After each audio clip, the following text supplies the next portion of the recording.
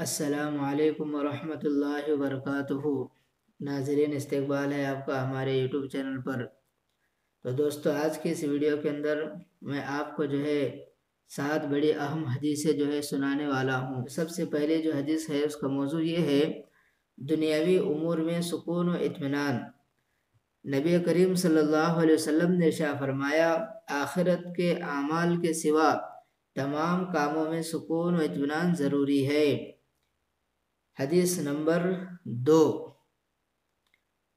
کمزوروں اور ضعیفوں اور غریبوں کو بوجھ نہ سمجھے۔ حضرت سعد بن ابی وقاص رضی اللہ عنہ کا خیال تھا کہ انہیں دوسرے بہت سے صحابہ پر اپنی بہادری اور مالداری کی وجہ سے فضیلت حاصل ہے، تو نبی کریم صلی اللہ علیہ وسلم نے ارشاد فرمایا، تمہاری مدد تو تمہارے کمزوروں کی وجہ سے کی جاتی ہے، اور تمہیں رزق بھی تمہارے کمزوروں کی وجہ سے دیا جاتا ہے۔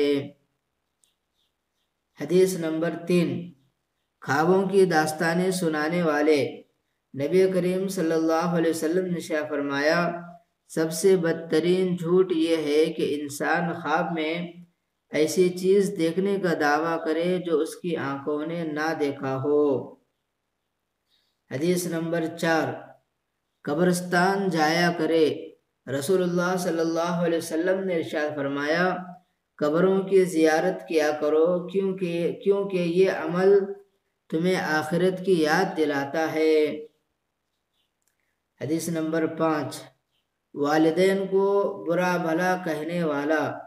رسول اللہ صلی اللہ علیہ وسلم نے ارشاد فرمایا، ملعون یعنی اللہ کی رحمت سے دور اور پھٹکار کا مستحق ہے وہ شخص جو اپنے والدین کو گالی دے۔ ملعون ہے وہ شخص جو اپنے ماں کو گالی دے۔ حدیث نمبر 6، لوگوں کے لیے آسانیاں پیدا کرنا۔ نبی کریم صلی اللہ علیہ وسلم نے حضرت معاذ اور حضرت ابو موسیٰ رضی اللہ عنہما کو یمن بھیجا تو یہ ہدایت فرمائی کہ لوگوں کے لیے آسانیاں پیدا کرو، انہیں مشکل میں نہ ڈالنا، انہیں خوشخبری سنانا، نفرت نہ دلانا، تم آپس میں اتفاق رکھنا، اختلاف نہ کرنا۔ نمبر 7، موت کے وقت کلمے کی تلقین۔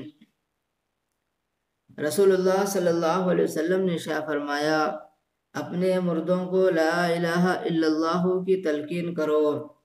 حضرت معاذ بن جبل رضی اللہ عنہ سے روایت ہے کہ رسول اللہ صلی اللہ علیہ وسلم نے ارشاد فرمایا، جس کا آخری کلمہ لا الہ الا اللہ ہو وہ جنت میں داخل ہوگا۔ موت کے وقت مریض کے قریب بیٹھ کر جس قدر مناسب ہو سکے بلند آواز سے کلمہ طیب کا ورد کرنا چاہیے۔ مریض کو کلمہ پڑھنے کا حکم نہ دیا جائے اور نہ ہی مجبور کیا جائے۔ اگر مریض کلمہ پڑھ لے تو اس سے دنیا کی کوئی بات نہ کی جائے اور احوال وغیرہ نہ پوچھا جائے، تاکہ یہی کلمہ اس کا آخری کلام رہے اور یہ اپنے رب سے جا ملے، اور کلمہ طیبہ اس کے لیے جنت میں داخلے کا سبب بن جائے۔